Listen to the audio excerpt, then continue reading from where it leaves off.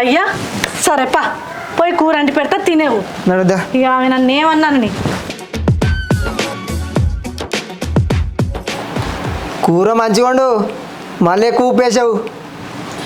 కైకిలు వేయిందాన్ని మరీ రప్పించి కూర అడిపించుకుంటున్నావు కదా, నీ సంగతి చెప్పేనాడే చెప్తా.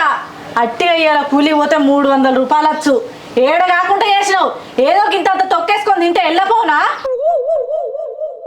మళ్ళా చేసిందంతా వేసి ఎట్లా చూస్తాను చూడు మారినాగోలే. పొద్దుగాల నేను మంచిగా కొడితే అయిపోవుగా, మరి ఉప్పు ఎందుకు ఎక్కువ వేసినావు? బాగా బలిసి ఎక్కువ వేసిన.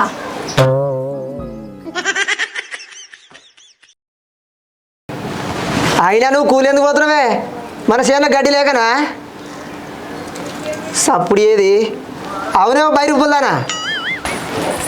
ఏంది ఏమిటికి బాగొడతాను? నీకు మందిని విలువ అంటున్నావు, మందిని విలువ శాత కాదు. నేనేమైనా అటుకినే పోతానా? నలుగురికి పోతే నలుగురు వస్తారు, బదాలను చేసుకుంటానా? బదాలు ఎందుకే, పైసలు తీసుకో. నువ్వు నేను ఆనంగినంగా వికేద్దంతి.